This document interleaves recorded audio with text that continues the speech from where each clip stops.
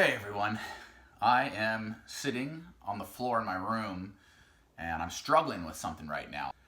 I know normally when I share something with you guys on this YouTube channel, I'm pretty happy. I'm probably hyped up on Run Gum and I'm doing great, but I'm struggling right now and I thought that this would be a good chance for me to share with you guys, what I do when I'm struggling.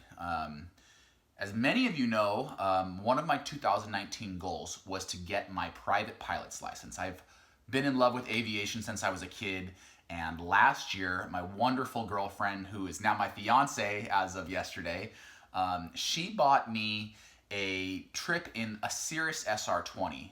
I'll show a picture of that right now. I fell in love with that plane. It was so much fun to fly, and I said, I have to learn to fly these things. And I have to get my private pilot certificate.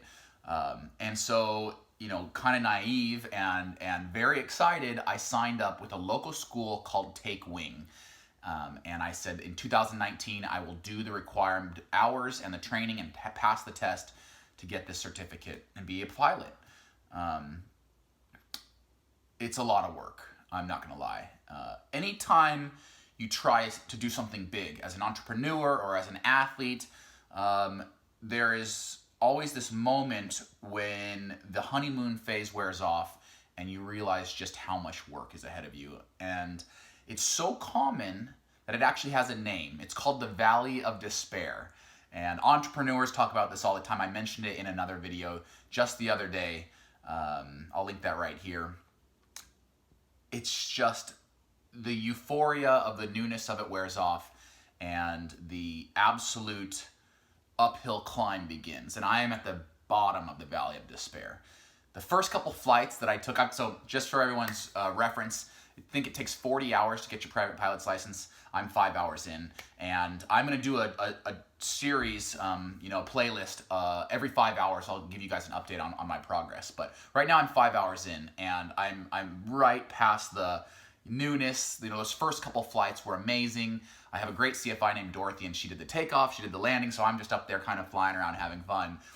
And then you start studying, and then Dorothy or your CFI starts piling on the information, and it feels overwhelming. I haven't been a student since 2006, and it's like I'm just thrown back in college, and I'm struggling. I am. It got so bad just the other day. I had a bad lesson where I wasn't learning, and Dorothy was, getting a little, she was yelling at me a little bit. She's this wonderful, nice lady who's trained thousands of pilots, but she was getting on my case a little bit, and I'm like, I don't know if I have the time or energy or dedication to see this thing through. And so that's where I am right now. And I've been here before. I've been here before as an athlete. I was definitely here when I started Run Gum. And I know that if I just take a deep breath and remember that everyone goes through this, that I will slowly, not immediately, but I will slowly, day by day, begin working out of this valley towards my final goal. And so when you guys are in this moment, when you are feeling this, when you're training, for a new season, in the middle of the summer when your training gets really hard, or, when you start college or high school for the first time and you're like, there's no way I'm gonna be able to finish all this. Just remember that you don't have to think about it in terms of the workload. If I think about how many hours I have to put in that plane, if I think about how many hours I need to put into studying, it's overwhelming. It's insurmountable in my mind.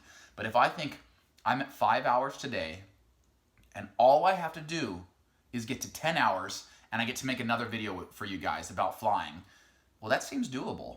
Maybe I can't get to 40 hours, but I guarantee I can get to 10, and I'll bet you my tone and my outlook on it will be so much different when I get there. So that's my goal today. My goal is not to get my private pilot's license. Yes, that is my goal ultimately. But today I'm telling you guys, my goal is to get to 10 hours because I know I can do it. And when I do, I'm gonna have an awesome story for you guys. And I'm actually gonna try to film some of my flying so that I can share that experience with you. So that's where I'm at today. If you ever find yourself in the Valley of Despair, look at this graph and remember that everyone goes through this when they're tackling something huge because it's never easy. But when you come through that valley, it is so worth it. I hope you found that helpful. Remember, you can apply this to any goal, whether it's climbing a huge mountain, setting a new PR, anything. this is very applicable, goal setting, break it down into bite-sized chunks.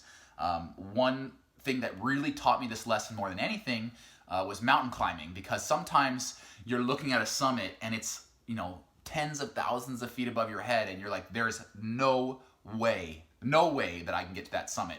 But if you just say, all I have to do is get to that rock that's 100 feet away.